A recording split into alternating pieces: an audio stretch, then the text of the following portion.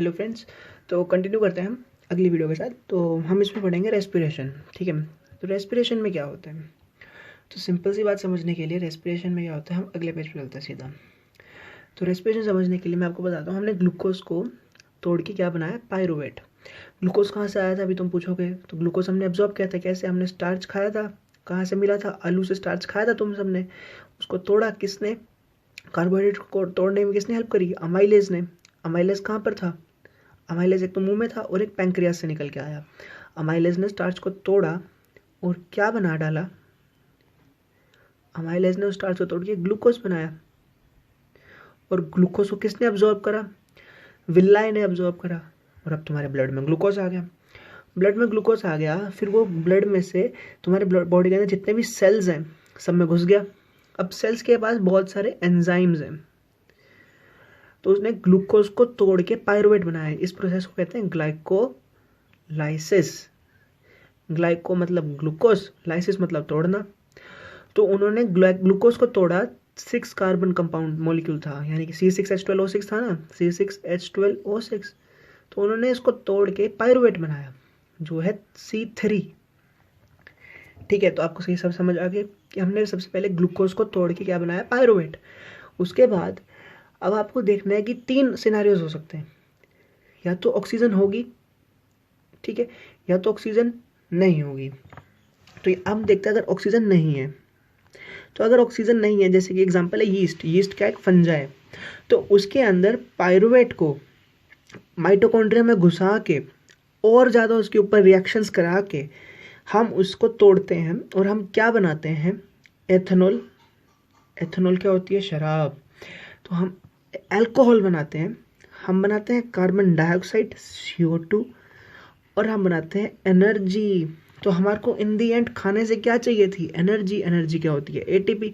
लो हमारे को ATP मिल गई। और पायरुवेट बनाया था तब भी हमारे को ATP मिली। देखो हमारे को 2 ATP मिली, 2 बार ATP मिल गई। ठीक है, समझो इस बात को। हमारे को खाना क्यों खाना है? क्योंकि हमारे को ATP चाहिए। तो ग्लूकोज को तोड़ के पायरुवेट बनाया तब भी हमारे को ATP मिल गया, और यहाँ पर भी ATP मिल गया। ठीक है, आगे बढ़ते हैं। फिर उसने हमने देखा कि ऑक्सीजन अब हमारे पास भरपूर थी। ठीक है, अब हमारे पास बढ़िया ऑक्सीजन थी बॉडी के अंदर, हम ऑक्सीजन ले रहे हैं, हमने रेस्पिरेशन से ऑक्सीजन लेके आए।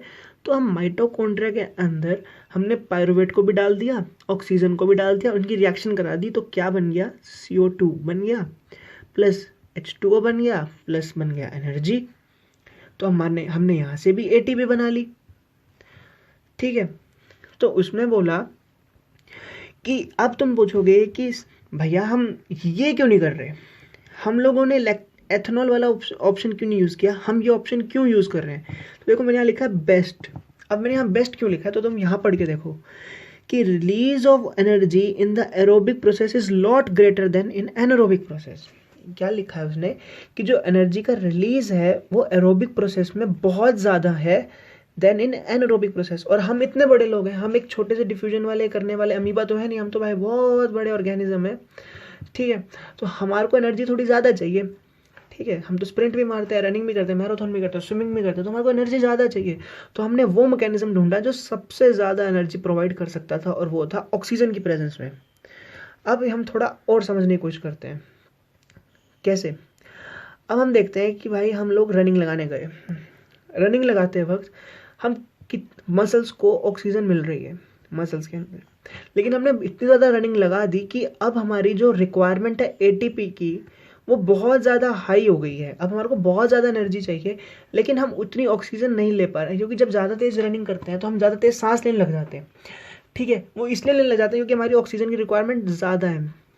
मान लो कोई बंदा इस लेवल पे भी ना रुके और वो फिर भी रनिंग करता रहे, तो अब ऑक्सीजन इतनी ज़्यादा हम नहीं ले पाएंगे। हम तो एक लिमिट तक ही ऑक्सीजन ले पाएंगे, लेकिन ATP की रिक्वायरमेंट बढ़ती जा रही है, बढ़ती जा रही है।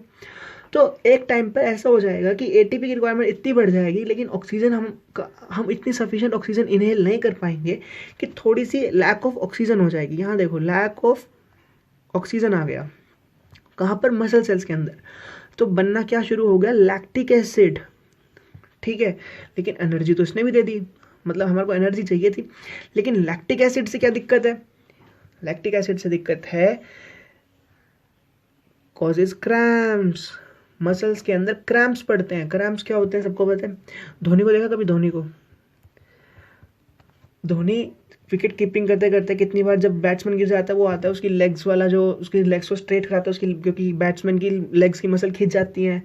वो एक तरह के क्रैम्प्स ही होते हैं क्योंकि उनको डिहाइड्रेशन हो रही होती है, वो खड़े होते हैं धूप में खेल रहे होते हैं तो क्रैम्प्स पड़ जाते हैं, ठीक है। क्योंकि लैक्टिक एसिड बहुत ज़्यादा बन जाता है, इतनी देर से गेम खेल रहे हैं, सांस आ नहीं रहा, पानी जा नहीं रहा, क्योंकि ऑक्सीजन के साथ CO2 निकल रही है लगातार, इतनी ऑक्सीजन आ नहीं रही है, गर्मी है, वाटर की डेफिशिएंसी है, तो ऑक्सीजन की थोड़ी सी डेफिशिएंसी होनी बॉडी में शुरू हो जाती है, तो लैक्टिक एसिड बनना शुरू हो जाता है और ये भी 3 कार्बन कंपाउंड है। तो हमारे को समझ आ गया कि ऐसा भी कुछ दुनिया में होता है।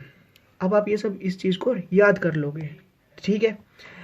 इस चार्ट को तुम सबको याद करना है, ठीक है। सबको पता होना चाहिए कि इस चार्ट में क्या हो रहा है, कैसे हो रहा है, क्योंकि अगर तुम्हें मेडिकल स्ट्रीम लेनी है तो ये तुम्हारा सबसे बड़ा फ्रेंड बनने वाला है ये चार्ट, ठीक है। तो ये चार्ट याद हो जाना चाहिए सबको। उसके बाद यहाँ देखते हैं the energy released during cellular respiration is immediately used to synthesize molecule called ATP। हाँ देखो, हमने जो एनर्जी रिलीज कराई उससे हमने क्या करा लिया, ATP बना लिया, ठीक है, जिसको हमने यूज़ किया सारे अदर एक्टिविटीज़ को सेल में कराने के लिए। अदर एक्टिविटीज़ क्या है सेल के अंदर? सेल को जिंदा रहना है ना, तो सेल को रिपेयर करना है, सेल को सिंथेसिस करनी है। सेल कितने चीज़ें करता है? सेल सिंथेसिस प्रोटीन्स बनाता है, सेल रिपेयर करता है, सेल को इन्फेक्शन से लड़ना है, सेल को ब्लड बनाना है, कितना कुछ करना है, ठीक है। अगर न्यूरॉन्स है तो उसको इन्फॉर्मेशन ट्रांसमिट करनी है ब्रेन को, नर्व्स को चलाना है, तो इसलिए ATP यूज होने स्टार्ट हो गई। तो ATP को साथ साथ तोड़ा भी जाता है और आपने खाना खाया था, रेस्पिरेशन कर रहे हो तो ATP बन भी रहा है, ठीक है, जिस कारण से एंडोथर्मिक रिएक्शन बॉडी में चलती रहती है, ठीक है। सबको समझ आ गया। और अब ये सब जो ये वाला पूरा पैराग्राफ है मैंने इसको नहीं रीड करा क्योंकि ये पैराग्राफ में वही सब बातें बोली गई हैं जो मैंने तुम्हें इस ग्राफ से, इस सिंपल फ्लो चार्ट से सिखा दी, ठीक है। अब आप यहाँ पर देखो, ठीक है, छोटे ऑर्गेनिजम्स के अंदर, एक अमीबा के अंदर, उसको कुछ नहीं करना, यहाँ से CO2 घुसाई, यहाँ से CO2 ऑक्सीजन को बाहर करा, या फिर अगर उसको ऑक्सीजन चाहिए तो ऑक्सीजन घुसाई, CO2 बाहर करी, ठीक है, सिंपल था, कुछ नहीं करना। तो हम ये चीज़ नहीं कर सकते। अच्छा, मैं एक सबसे पूछना चाहता हूँ, क्या डिफ्यूजन के अंदर तुम लोगों को पता है डिफ्यूजन में मूवमेंट कहाँ से होती है? क्या हाई से लो होती है या लो से हाई होती है? याद रखने वाली चीज़ है, याद रखना इस चीज़ को कि हमेशा डिफ्यूजन हाई टू लो होती है। यहाँ पर बहुत सारे मॉलिक्यूल्स हैं, वो कहते हैं कि चल भाई हम तो बड़े अच्छे लोग हैं, हमारे को कोई मतलब नहीं है, हम चुपचाप जगह ले लेंगे लो जगह की, तो वो जाके चुपचाप लो जगह पे चले जाते हैं, ठीक है। अब आगे बढ़ते हैं, ठीक है। आगे हम यहाँ पे पढ़ते हैं कि रेस्पिरेटरी रेट। रेस्पिरेटरी रेट होता है, रेस्पिरेटरी मतलब सांस लेना, रेट मतलब कितनी बार हो रहा है 1 मिनट के अंदर। तो आपकी बॉडी का रेस्पिरेटरी रेट कितना है? 16। लेकिन बायोलॉजी में कभी भी कोई चीज़ 16 ऐसे एग्जैक्ट नहीं होती है, ठीक है, हमेशा एक रेंज होती है। तो कितनी? 12 से 16। तो एक पर्सन ऑन एवरेज 1 मिनट में 12 से 16 के बीच में सांसें लेता है। वहीं अगर आप फिशेस की बात करो तो फिशेस बहुत ज़्यादा तेज़ लेती हैं। इसका कारण ये है, इन्होंने जो यहाँ पे लिखा है, जो कि बहुत इंटरेस्टिंग फैक्ट है, वो ये है क्योंकि वाटर के अंदर जो डिजॉल्व्ड ऑक्सीजन है वो बहुत ज़्यादा कम है। अच्छा, कोई मुझे बताएगा कि फिशेस ऑक्सीजन कैसे लेती हैं? क्या वो फिशेस वाटर को H2+O2 में तोड़ देती हैं? कोई भी ऑर्गेनिज्म ये चीज़ नहीं कर सकता। कोई भी ऑर्गेनिज्म वाटर को स्प्लिट नहीं करा सकता अपनी ऑक्सीजन बनाने के लिए। असल में वाटर के अंदर ऑक्सीजन डिजॉल्व होती है, वो H2O का फॉर्मूला नहीं होती है, ठीक है। तो और जो ये डिजॉल्व ऑक्सीजन है ये कम होती है, इसीलिए वो ज़्यादा तेज उनकी रेस्पिरेटरी रेट रहता है। अब हम बात करते हैं ह्यूमंस के अंदर कैसे होता है। तो ह्यूमन बींग्स के अंदर आपने अपने नाक से, नोस्ट्रिल से you take in the filtered air. जो एयर फिल्टर कैसे हो रही है, जो नाक के अंदर है उसके अंदर छोटे छोटे हेयर होते हैं, फाइन हेयर्स, ठीक है। अगर कोई नाम पूछे तो उसका नाम है विब्रियसी, ठीक है, छोटे छोटे हेयर होते हैं, ठीक है, जिसके अंदर म्यूकस फंसा होता है। म्यूकस क्या करता है, अगर जैसे कि किसी का ये नोज है, ठीक है, अगर ये किसी का नोज है तो ये इसकी नेजल कैविटी अंदर जा रही है, ठीक है। तो यार सारे में छोटे छोटे म्यूकस के फंसा होता है। तो यहाँ म्यूकस क्यों होता है? क्योंकि जब आप अपनी ऑक्सीजन ले रहे हो, आप हवा खींच रहे हो, आप इंस्पायर कर रहे हो, इंस्पिरेशन के साथ साथ यहाँ पर क्या आ जाता है, डस्ट आता है। तो ये डस्ट सारा स्टिक कर जाएगा म्यूकस के साथ और आपकी बॉडी के अंदर डस्ट नहीं जा पाएगा, क्योंकि अगर डस्ट अंदर चला गया वो इरिटेट करेगा किसको, आपके लंग्स को, जो कि हमें नहीं चाहिए, इरिटेशन नहीं चाहिए लंग्स को, ठीक है। उसके बाद जो हमारी नेक है, अगर आप अपनी नेक पे मूव करके देखो अपनी फिंगर को, आपको पता चलेगा कि यहाँ पे कुछ रिंग्स है, जिसे हम कहते हैं कार्टिलेजिनस रिंग्स।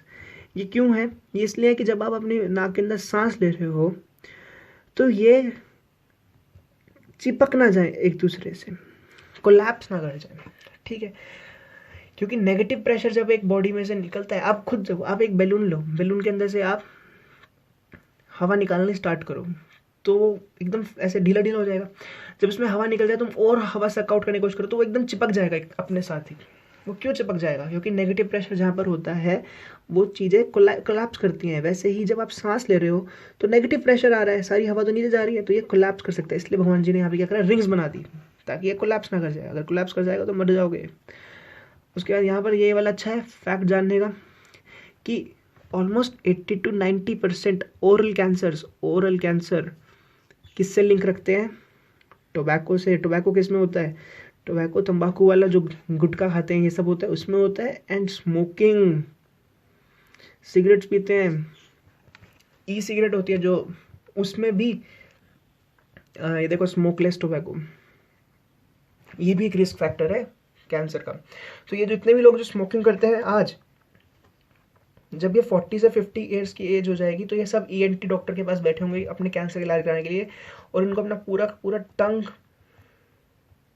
अपना माउथ, अपना थ्रोट कट करवाना पड़ेगा। इतने सारे अंकल्स आते हैं ENT डिपार्टमेंट के अंदर जिनका वॉइस बॉक्स निकालना पड़ता है, क्योंकि वॉइस बॉक्स के अंदर 40-40 साल अल्कोहल और क्या कहते हैं स्मोकिंग करने से कैंसर हो जाता है, ठीक है। तो स्मोकिंग तो किसी को नहीं करनी चाहिए, बच के रहना, ठीक है। अब हम बात करते हैं यहाँ पर क्या हो रहा है, इंस्पिरेशन कैसे होती है। तो जो हमारा यहाँ पे एक डोम शेप स्ट्रक्चर है, इसे क्या कहते हैं, कोई बताएगा? डायफ्राम। तो जब ये डायफ्राम है, अब ये ऐसे है, तो डायफ्राम जब स्ट्रेट हो जाता है, तो जब डायफ्राम अगर एक बार किसी का स्ट्रेट हो जाएगा तो यहाँ पे बहुत सारा एरिया बन जाएगा, तो इसके अंदर आप ऑक्सीजन भर पाओगे। तो जब आप इनहेल करते हो तो डायफ्राम स्ट्रेट हो जाता है। पहली बात तो ये जान लो। दूसरी बात, हम यहाँ पे देखते हैं, ये एनाटमी दे रखी है कि नेजल कैविटी, फेरिंग्स में नेजल कैविटी भी देखो खुल रही है, ओरल कैविटी भी खुल रही है, ठीक है,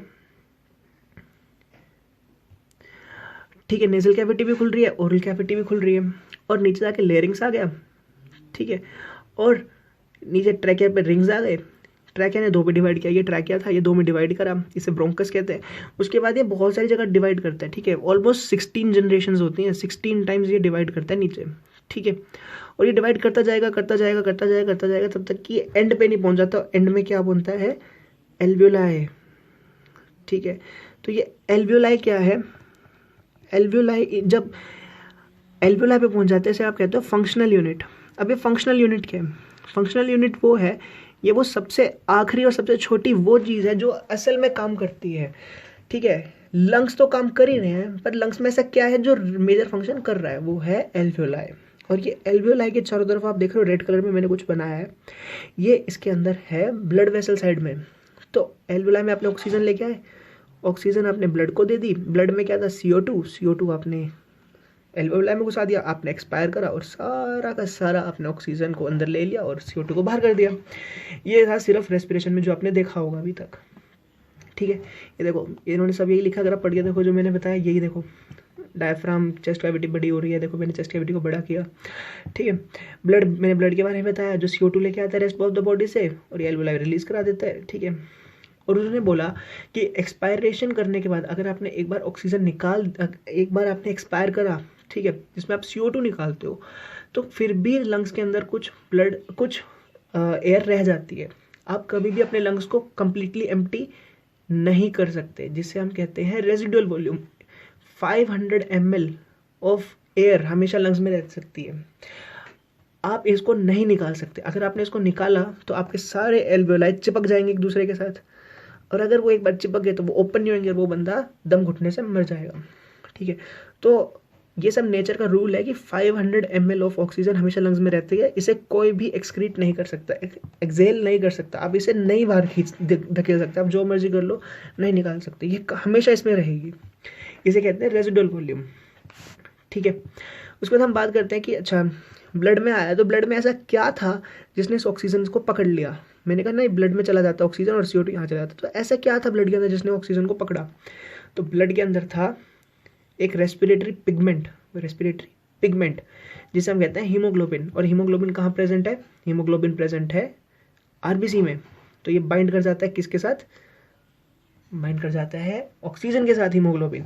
लेकिन CO2 के साथ क्या होता है? तो उन्होंने बोला जो CO2 है वो अच्छी तरह से सोल्यूबल है ब्लड के अंदर, तो उसको कोई भी हीमोग्लोबिन आरबीसी नहीं चाहिए, वो सिर्फ ब्लड में ही रह लेता है और वो खुश रहता है, उसको कुछ नहीं चाहिए ऐसा। ठीक है, आगे बढ़ते हैं ट्रांसपोर्टेशन की तरफ। ठीक, तो ट्रांसपोर्टेशन के बारे में अब प्लांट्स की बात करते हैं पहले। तो प्लांट्स में सबने जाइलम और फ्लोएम सुना है। तो जाइलम क्या ट्रांसपोर्ट कराता है? नहीं पता। फ्लोएम क्या ट्रांसपोर्ट कराता है? नहीं पता। तो पीएच कैसा साउंड करता है? फो जैसा साउंड करता है। तो फ्लोएम ट्रांसपोर्ट कराता है फूड, और जाइलम क्या ट्रांसपोर्ट कराता है? फिर वाटर। तो वाटर कहाँ से आता है प्लांट के अंदर? रूट से। ठीक है, ये ट्री है, तो वाटर कहाँ से आता है? हमेशा रूट से। तो जाइलम हमेशा नीचे से ऊपर लेके जाता है। फूड कहाँ से आता है? फूड एक तो आता है लीव से, तो फूड लीव से आ रहा है, तो कौन, मैंने कहा फूड कौन मूव कराएगा? फ्लोएम। तो फूड ऊपर से नीचे आ रहा है। अगर मान लो ये पोटैटो का प्लांट है, इसने नीचे पोटैटो लगा रखा है, ड्रॉट आ गया, अब इसको एनर्जी की ज़रूरत है, अब ये एनर्जी पोटैटो से यूज़ करना चाहता है, तो फिर इसको वापस नीचे से ऊपर की तरफ भी लेके जाना पड़ेगा। यानी कि जो जाइलम है हमेशा एक ही डायरेक्शन के अंदर मूव कर सकता है। जाइलम हमेशा एक ही डायरेक्शन में मूव कर सकता है। देखो, जाइलम सिर्फ नीचे से ऊपर जा सकता है, क्योंकि ऊपर से पानी नीचे आ ही नहीं सकता, तो जाइलम सिर्फ नीचे से ऊपर जा सकता है। लेकिन जो फ्लोएम है वो ऊपर से नीचे भी आ सकता है और नीचे से ऊपर भी जा सकता है। आगे सबको समझ? तो ये था जाइलम और फ्लोएम के बारे में। अब हम बात करते हैं हमारे बेस्ट फ्रेंड के बारे में। कौन है हमारा बेस्ट फ्रेंड? Mister heart. अब आप पूछोगे बेस्ट फ्रेंड क्यों है? क्योंकि जब आप एक अपने मम्मी के स्टमक के अंदर यानी यूट्रस के अंदर एक छोटा सा सेल का गुच्छा थे, जब आप शुरू में एक जाइगोट थे, तब से आपके अंदर एक हार्ट था। ठीक है, अबाउट 5 वीक्स का एक बेबी होता है ना, जो 5 वीक्स का बेबी अपने मम्मी के स्टमक में, वूम में, स्टमक बोलना गलत है, यूट्रस में, एब्डोमेन में, उसके पास हार्ट होता है। ठीक है, तो सबसे पहले ऑर्गन्स में से एक जो है वो है हार्ट। ठीक है, तो ये आपका बेस्ट फ्रेंड है। क्यों? क्योंकि ये आपके लिए हमेशा धड़कता रहेगा। कब? जब आप पैदा हुए तब से, और जब तक आपकी डेथ नहीं हो जाती। तो बेस्ट फ्रेंड कौन है हमारा? आज से कोई पूछे, हमारा हार्ट। तो यहाँ पर देखो मैंने कुछ अंडरलाइन किया। कितना बड़ा है? हमारे फिस्ट जितना, आपकी हाथ की जो मुट्ठी है उसकी जितना ही बड़ा है आपका एक हार्ट। ठीक है, उसके बाद उसने बोला है कि डिफरेंट चेम्बर्स हैं और डिफरेंट चेम्बर्स के अंदर डिफरेंट कलरिंग दी गई है। ठीक है, और डिफरेंट चेम्बर्स क्यों है? ताकि कार्बन डाइऑक्साइड वाला ब्लड और ऑक्सीजन वाला ब्लड मिक्स ना हो जाए। तो इसे हम क्या कहते हैं? 4 चेम्बर्ड हार्ट। ये देखो, अब chamber number 1, chamber number 2, chamber number 3, chamber number 4। तो मैंने कितने चेम्बर बनाए? 4 चेम्बर। तो ऊपर वाले चेम्बर्स को हम क्या कहते हैं? Atria, atrium. और नीचे वाले चेम्बर्स को हम क्या कहते हैं? वेंट्रिकल। पहली बात तो ये। दूसरी चीज़ आपको समझ आ रही होगी कि इसको 2 हिस्सों में डिवाइड किया गया है, एक ब्लू साइड, एक रेड साइड। तो याद रखना, जब ब्लड के अंदर ऑक्सीजन मिल जाती है तो वो ब्राइट रेड हो जाता है। ठीक है, यानी कि oxygenated blood is bright red. तो ये आ गया तुम्हारा यहाँ पे रेड साइड। और जब ऑक्सीजन कम हो जाती है तो कलर हो जाता है डल रेड। तो ये आ गया तुम्हारा डल साइड। तो अब ये इन्होंने डल रेड तो नहीं बनाया, इन्होंने ब्लू बनाना शुरू कर दिया। तो ब्लू साइड हमेशा डीऑक्सीजनेटेड ब्लड लेके मूव करती है और दूसरी साइड ऑक्सीजनेटेड ब्लड लेके मूव करती है। तो मैंने यहाँ पर बताया कि चैम्बर्स क्यों बनाए हैं, ताकि मिक्सिंग ना हो। हम नहीं चाहते कि ऑक्सीजनेटेड ब्लड इधर आ जाए और डीऑक्सीजनेटेड ब्लड इधर चल जाए, हम कुछ ऐसा नहीं चाहते। तो लेकिन ये सिर्फ ह्यूमंस के अंदर और मैमल्स के अंदर ही है, और इवन बर्ड्स में भी। लेकिन रेप्टाइल्स को इतनी ज़्यादा ज़रूरत नहीं है। रेप्टाइल्स कहते हैं कि भाई हम तो छोटी लिजर्ड है, हमारे को थोड़ा सा चलेगा, हमारी अगर थोड़ी बहुत ब्लड की मिक्सिंग होनी शुरू हो जाए तो चलेगा। तो उन्होंने 3 चैम्बर्ड हार्ट बना लिया। ठीक है, तो 1 2 3, उनके पास ज़्यादा चैम्बर्स है ही नहीं, वो सिर्फ थोड़ा थोड़ा टाइम के लिए डिफरेंट रखते हैं, लेकिन एंड में आके वो मिक्स हो जाते हैं। फिशेस कहती है भाई हमारा तो बिल्कुल ही बहुत ही ज़्यादा सिंपल ऑर्गेनिज्म है, हमारे को इतनी ज़्यादा कॉम्प्लेक्स चीज़ की जरूरत नहीं। उन्होंने सिंपल एट्रिया बनाया और एक वेंट्रिकल बनाया और भाई उनकी ज़िंदगी चल रही है। ठीक है, तो हम सबसे एडवांस है। ठीक है, तो हम आगे बढ़ते हैं। उसने बोला कि सेपरेशन बनाई गई है राइट साइड की और लेफ्ट साइड की, ठीक है, ताकि ऑक्सीजन ब्लड को और डीऑक्सीजन ब्लड को मिक्सिंग से बचाया जाए। तो आप सबने मूवीज़ में देखा होगा इसकी, इस बच्चे के दिल में छेद है, दिल में होल है, तो वो क्या होता है, यहाँ पर या यहाँ पर होल होता है, जिससे ब्लड यहाँ से यहाँ जा सकता है और यहाँ से यहाँ भी आ सकता है, लेकिन यहाँ से यहाँ ज़्यादा जाता है, यहाँ से यहाँ ज़्यादा नहीं जाता है। इसका कारण ये है कि जो लेफ़्ट वाली साइड है ये ज़्यादा स्ट्रॉन्ग होती है, ज़्यादा थिक होती है, इसके मसल्स बहुत ज़्यादा स्ट्रॉन्ग होते हैं, तो ये ब्लड को पुश कर देते हैं इधर वाली साइड पे। अगर ये ऑक्सीजन वाला ब्लड इधर जाएगा तो इधर तो ब्लड कम हो जाएगा, तो उस बंदे को कमज़ोरी रहती है। अब हम इसको समझने के लिए आगे बढ़ते हैं, आपको और अच्छे से समझ आएगा मैंने क्या बोला अभी, ठीक है। पहले आप फिशेस को समझिए, फिशेस में हो क्या रहा है। फिशेस के अंदर ये हार्ट है, ठीक है, देखो फिशेस के अंदर ये रहा हार्ट, दो चैम्बर्स, एट्रियम, वेंट्रिकल। वेंट्रिकल से निकली एक आर्टरी जो ब्लड लेके गई कैपिलरीज के पास, यानी ऑर्गन्स के पास। यहाँ पर क्या हुआ, ब्लड ने अपने अंदर से ऑक्सीजन दे दी उस ऑर्गन को, जो वो खाना लेके आया था, ठीक है, वो दे दिया उसने, उसको ग्लूकोज दे दिया। और यहाँ पर जो ऑर्गन था उसने क्या बना रखा था, उसने बना रखा था CO2, और उसने बना रखी थी टॉक्सिक चीज़ें, तो वो उसने इसको दे दी, वापस कैपिलरीज को दे दी, और कैपिलरीज चली गई गिल्स के पास। अब गिल्स के पास गए तो उसने CO2 को बाहर कर दिया, ऑक्सीजन को ले लिया, और ये ऑक्सीजनेटेड ब्लड फिर से हार्ट के पास पहुंच गया, ठीक है। तो अब हमने इसमें से क्या निकाल दिया, हमने इसमें से ऑक्सीजन को रख लिया और CO2 को बाहर कर दिया गिल्स से। अब हमें टॉक्सिक सब्सटेंसेस निकालने हैं, तो ऐसी एक ब्रांच निकलती है इस आर्टरी से, और जो जाती है किसके पास, किडनी के पास। किडनी को कहा भाई हमारे को इसमें से तू निकाल के दे दे, हमारे को गंद नहीं चाहिए, हमारे को टॉक्सिक सब्सटेंस नहीं चाहिए। किडनी ने कहा ठीक है भाई मैं निकाल देता हूँ। तो किडनी ने टॉक्सिक सब्सटेंसेस को तो बाहर निकाल दिया, ठीक है, टॉक्सिक सब्सटेंसेस को किडनी ने बाहर कर दिया, और ये यूरिन के थ्रू बाहर चले गए, और उसने यहाँ पर जो ब्लड था उसको वापस सर्कुलेशन में डाल दिया, ठीक है। ये देखो यहाँ से वेंट्रिकल से एक ब्लड यहाँ जा रहा था जो मैंने दिखाया। ऐसे ही बहुत सारे ब्लड वेसल्स की इससे नेटवर्क निकलता है, हर ऑर्गन के लिए निकलता है, हर ऑर्गन जिसका जो जो काम है वहाँ वहाँ पे ऐसे ब्लड वेसल्स निकलती हैं, millions of the blood vessels ऐसे निकलती हैं। ये तो मैंने सिर्फ आपको एक दिखाई है, ठीक है। तो इसने किडनी को बोला ले भाई मेरे ब्लड में से टॉक्सिक सब्सटेंसेस निकाल दे। किडनी ने टॉक्सिक सब्सटेंसेस भी निकाल दिए, और किडनी ने उस सब्सटेंस को निकालने के बाद ब्लड को वापस डाल दिया सर्कुलेशन में, और सर्कुलेशन में आया वो, अब वापस चलता बना, बिना साफ, हमारे को साफ ब्लड मिल गया। अब हमने इसमें से ऑक्सीजन निकलवा के सारे ऑर्गन को दे दी, और ऑर्गन में से जो CO2 बना था उसको ले लिया और उसको गिल से निकाल दिया, और ये प्रोसेस चलती रहेगी ऐसे ऐसे बार बार, ठीक है। सबको समझ आ गया ये प्रोसेस क्या हो रहा है यहाँ पे, ठीक है। तो हम आगे बढ़ते हैं। अब हम पढ़ते हैं ये सर्कुलेशन में देखो ब्लड एक ही बार घूम रहा था, सबको समझ आया कैसे, ब्लड सिर्फ एक ही बार घूम रहा था। ये देखो ब्लड सिर्फ हार्ट में आया, कहाँ गया, हार्ट कहाँ गया, ये रहा, कहाँ गया, कैपिलरीज में गया, गिल्स में गया, वापस हार्ट में आ गया, तो एक सर्कुलेशन हुआ बस, ठीक है। अब उसने कहा है कि ह्यूमंस के अंदर डबल सर्कुलेशन जैसा कुछ होता है। डबल सर्कुलेशन का मतलब है कि ये वाला हार्ट वाला जो साइड है ये अपना काम करती है, और ये वाला साइड अपना काम करती है। अब ये दिखाता हूँ मैं कैसे करती है, ठीक है। हम अगले पेज पे देखते हैं कुछ है ऐसा, तो ऐसा कुछ नहीं है। तो हम सबसे पहले अब देखते हैं कुछ इंटरेस्टिंग चीज़ें। तो मैंने बता दिया तुम्हारे को कि ये ह्यूमन हार्ट है, ठीक है। ह्यूमन हार्ट के अंदर 4 चैम्बर्स हैं, मस्कुलर ऑर्गन है, ये भी पता चल गया आप सबको, तुम्हारा बेस्ट फ्रेंड है, सबको पता चल गया। मस्कुलर ऑर्गन है क्यों, मसल्स है उसके अंदर, क्योंकि उसको ऐसे बीट करना है, उसको अपने अंदर जो ब्लड है उसको पंप करना है, ठीक है, इसलिए वो तुम्हारा बेस्ट फ्रेंड भी है।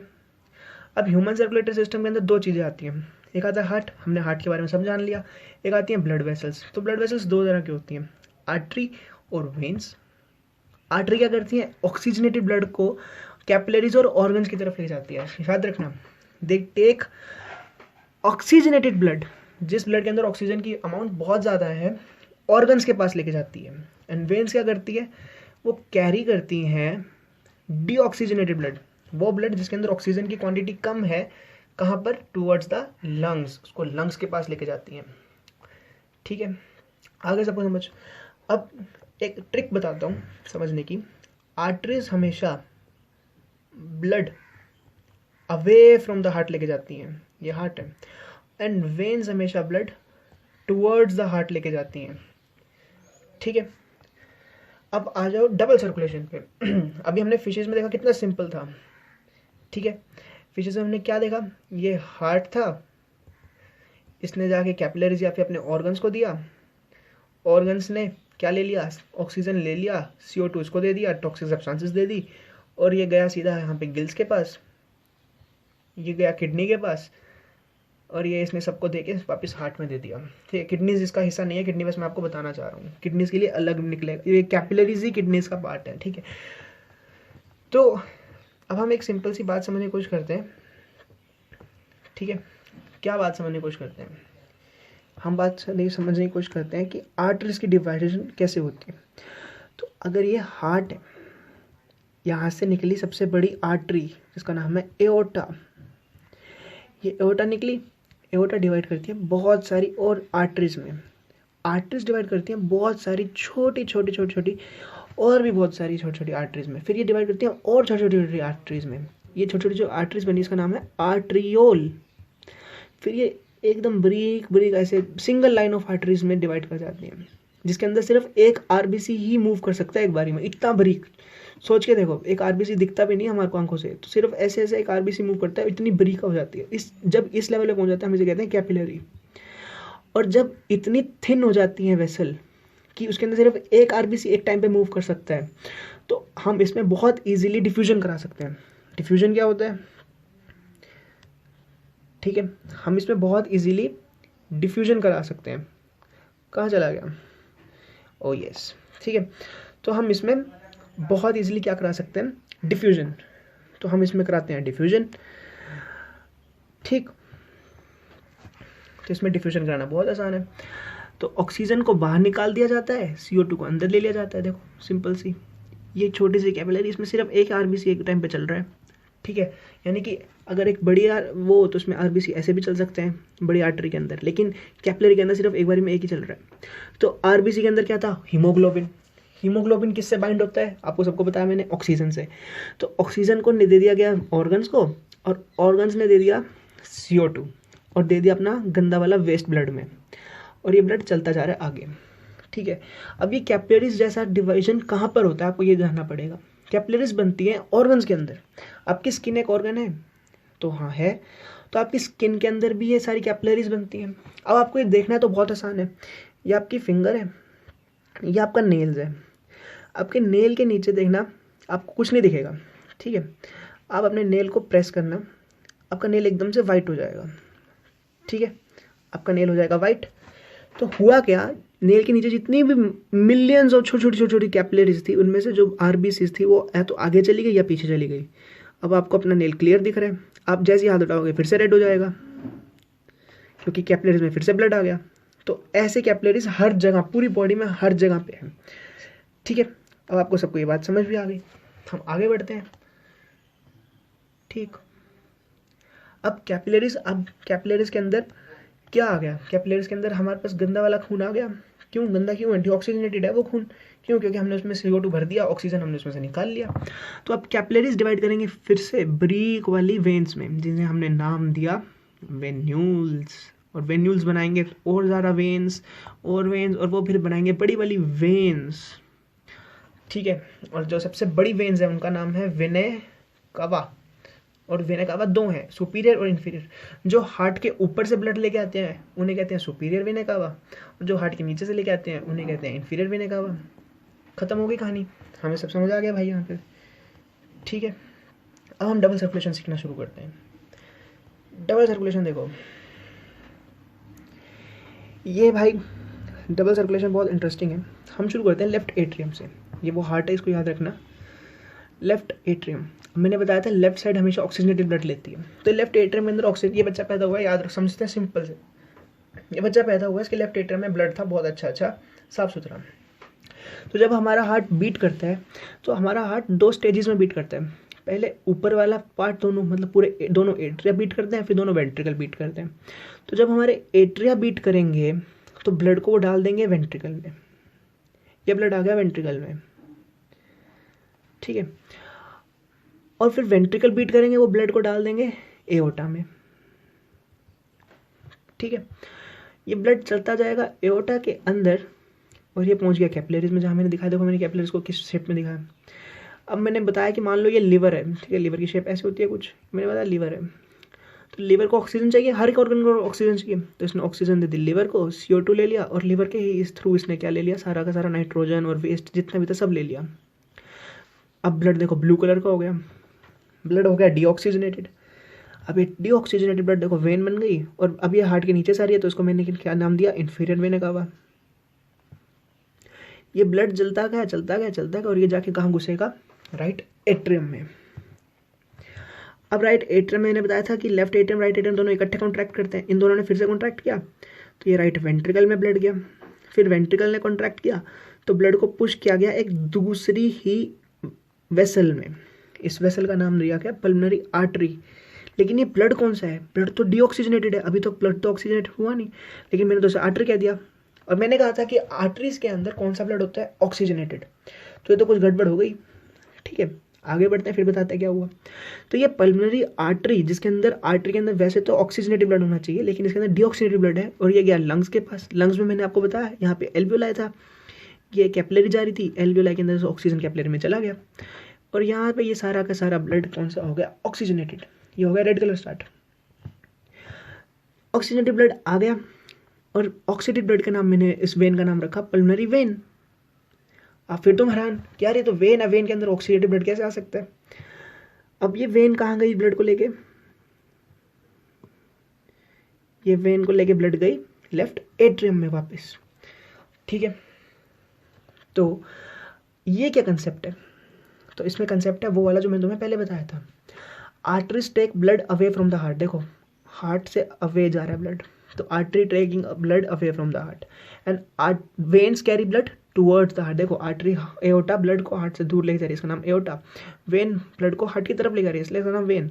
राइट वेंट्रिकल से जब ब्लड निकलता है जो कि डीऑक्सीडेटेड होता है, तो वो एओर्टा में आर्टरी में जाता है, जबकि वो डीऑक्सीडेटेड ब्लड है, लेकिन उसका नाम आर्टरी इसलिए because it is taking blood away from the heart and it is taking blood towards the heart, it is known as pulmonary vein. ये हमारे को समझ आ गया।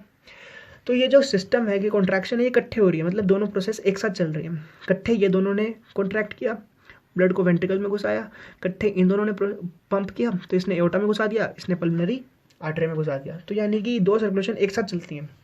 तो इसका नाम रख दिया पल्मोनरी सर्कुलेशन, क्योंकि ये लंग, पल्मोनरी किसको कहते हैं, लंग्स को। ठीक है, तो पल्मोनरी सर्कुलेशन, और ये बॉडी के जितने भी डिफरेंट सिस्टम है, कौन से, GIT, renal system, reproductive system, nervous system, muscular system, वहाँ जा रहे हैं, तो उसका नाम रख दिया सिस्टमिक सर्कुलेशन। ठीक है, ये सबको समझ आ गया। अब मेरे से तुम कोई पूछना चाहे तो मेरे से कोई ये बात पूछे कि सर, चलो सर तो ना बोलो भैया, कि जब ये कॉन्ट्रैक्ट करा तो इसने ब्लड यहाँ डाल दिया, जब इसने कॉन्ट्रैक्ट करा ब्लड वापस ऊपर क्यों नहीं जाता, वो इसलिए नहीं जाता, यहाँ पर ऐसे लीफ जैसे एक वॉल्व्स होते हैं, ठीक है, जो नीचे तो आने देते हैं, लेकिन अगर ब्लड नीचे से ऊपर जाने की कोशिश करे तो ये बंद हो जाते हैं। क्यों, क्योंकि इनके पास यहाँ पे से धागे लगे होते हैं, जिसे हम कहते हैं कोडा टेंडिनी। यहाँ देखो, ये देखो कोडा टेंडिनी लगे हुए हैं। ठीक है, ये देखो, ये सारे वॉल्स को नीचे तो खुलने दे रहे हैं, लेकिन जैसे ही नीचे से ब्लड ऊपर जाने की कोशिश करेगा, ये इसको सील कर देगा ऐसे, क्योंकि कोडा टेंडिनी ऊपर जाने नहीं देंगे इसको। अगर इसको ऊपर जाना देना है ब्लड को, तो इसको ऐसे हो जाना पड़ेगा और ब्लड सारा ऊपर चला जाएगा, तो ये इसको नहीं जाने देता, कोडा टेंडिनी रोकता है इसको ऊपर जाने से।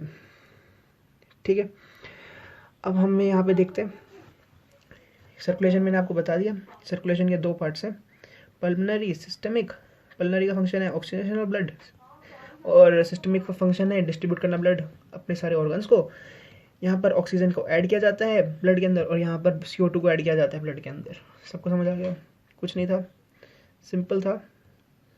ठीक है, ये भी हमें समझ आ गया। डबल सर्कुलेशन सबको समझ आ गया, नहीं समझ आया तो मुझे कमेंट्स में बता देना, मैं सबको डबल सर्कुलेशन फिर से बता दूंगा। तो डबल सर्कुलेशन आ गया समझ में। अब हम ब्लड प्रेशर कैसे मेजर करते हैं, यहाँ देख लो, स्फिग्नोमैनोमीटर से करते हैं। ठीक है, ये देखो जो मैंने तुम्हें बताया सारा का सारा वही चीज़ें लिखी हुई हैं यहाँ पे। अब आते हैं यहाँ पर एक नई चीज़ लिखी है, लिम्फ। ये लिम्फ क्या है, लिम्फ समझना बहुत सिंपल है। एक छोटी सी कैपिलरी थी जिसमें मैंने बोला था एक बारी में एक ही RBC चल रही है। अब इसमें ब्लड भी चल रहा है, ब्लड में वाटर भी होता है, तो ये वाटर लीक कर सकता है बाहर कैपिलरी में से। अगर ये लीक कर जाएगा तो ये ब्लड वेसल से बाहर आ जाएगा, ठीक है।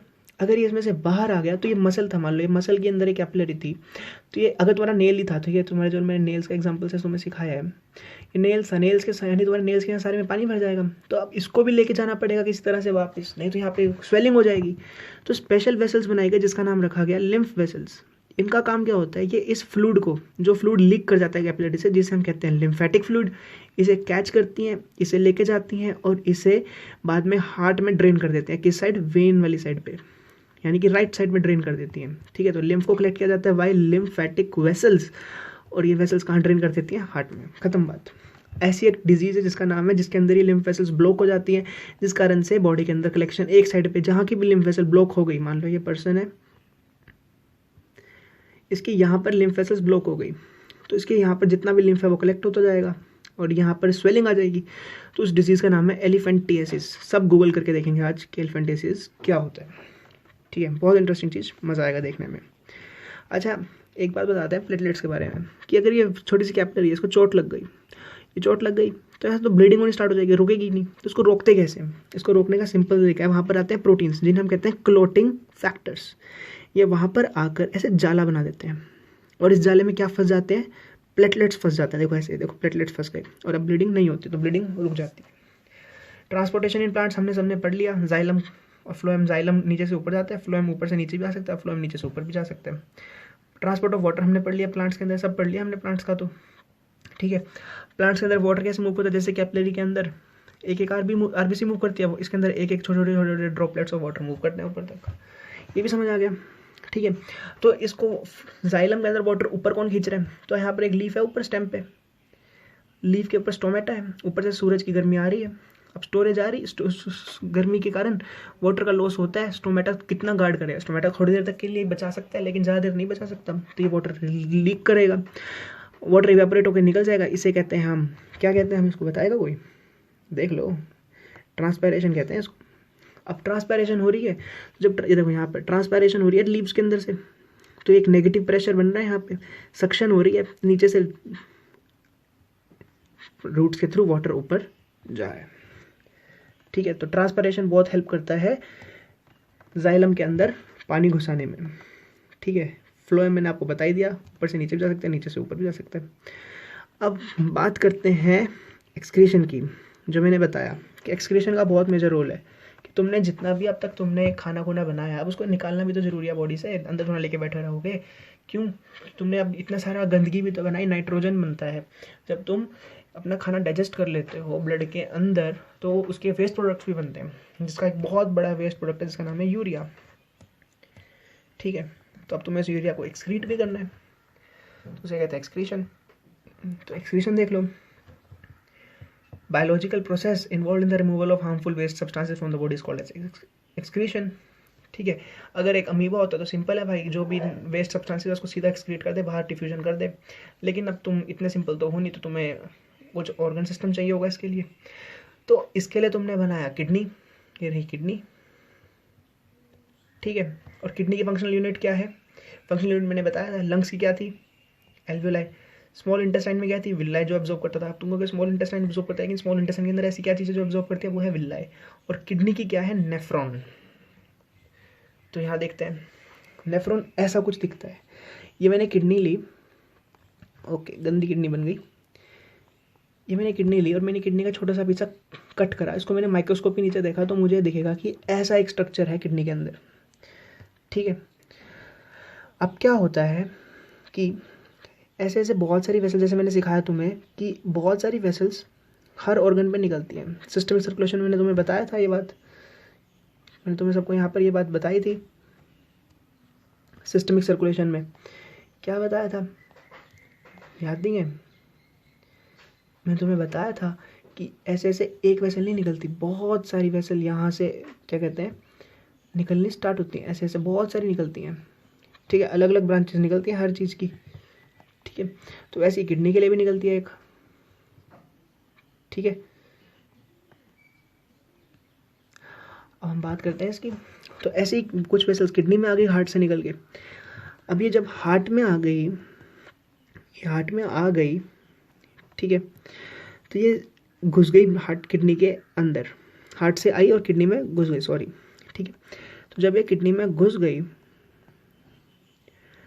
तो ये देखो, ये एक नेफ्रॉन है, नेफ्रॉन के कुछ पार्ट्स होते हैं, इसे कहते हैं ग्लोमेरुलस, इसे कहते हैं लूप ऑफ हेनले, इसे कहते हैं पीसीटी, इसे कहते हैं डीसीटी, प्रॉक्सिमल कॉन्वोलेटेड ट्यूब्यूल, इसे कहते हैं डीसीटी, और इसे कहते हैं कलेक्टिंग डक्ट। ये हम बाद में लिखेंगे, तुम्हारे मतलब की बात नहीं है, ठीक है। तो ये ग्लोमेरुलस के यहाँ पर ऊपर ब्लड वेसल जा रही थी, ब्लड वेसल से जितना भी गंद था, वाटर था और एक्सेस वाटर था, तुमने बहुत सारा पानी पिया तो ज़्यादा शुष्क होता है, जितना भी एक्सेस वाटर था, जितना भी नाइट्रोजन था, सबका सब ग्लोमेरुलस में डाल दिया तुमने, और ये सारा का सारा इसके अंदर मूव करता करता करता करता ऐसे होता हुआ पहुंच गया इस फाइनल वाली वेसल तक, जिसे कहते हैं कलेक्टिंग डक्ट, ठीक है, कलेक्टिंग डक्ट। अब तुमने जो इसके अंदर वाटर डाला उसके अंदर बहुत सारे सॉल्ट्स भी, क्यों तुमने मम्मी को कहा था भाई चिप्स खाने हैं, चिप्स के अंदर बहुत सारे सॉल्ट थे, तो इसके अंदर बहुत सारी चीज़ें हैं, ठीक है, इसके अंदर सॉल्ट्स हैं, देखो यहाँ पर देखो, इसके अंदर बहुत सारा ग्लूकोज है, सॉल्ट्स हैं, अमीनो एसिड्स हैं, वाटर है, ठीक है। तो अब तुम्हारे को चाहिए कि सॉल्ट यार एक्स्ट्रा ना निकल जाए, थोड़ा सा सॉल्ट एक्स्ट्रा है तो ज़्यादा नमक खा लिया आज, एक्स्ट्रा सॉल्ट को निकाल दे, लेकिन ये ना कर ज़्यादा सॉल्ट निकाल दे, तो थोड़ा सा सॉल्ट एब्जॉर्ब भी कर सकते हैं, यहाँ पर हम सॉल्ट वापस इसमें डाल भी सकते हैं, ठीक है। वैसे ही वाटर है, तुमने ज़्यादा पानी पिया तो इसने कहा कि यार इसमें और भी वाटर डाल दे, तुम इसमें ज़्यादा वाटर डाल दोगे, और अगर तुमने कम पानी पी रखा है, तुम आज पानी नहीं पिया सुबह से, लेकिन प्यासे तो नहीं मरना, ठीक है, तो तुम क्या करोगे, तुम इसमें से वाटर निकाल लोगे बाहर, ठीक है, सारा वाटर बाहर निकाल लिया जाता है इसमें से। तो नेफ्रॉन्स बहुत कॉम्प्लेक्स है, आपको हेल्प करते हैं सारी चीज़ों में। तो सारे नेफ्रॉन्स, मिलियंस ऑफ नेफ्रॉन्स ऐसे किडनी के अंदर, और ये सारे जुड़ के एक आखिरी वेसल बना रहे हैं जिसको कहते हैं कलेक्टिंग डक्ट, जिसको देखो मैंने ब्लू कलर से भरा है, और ये सारा बनता है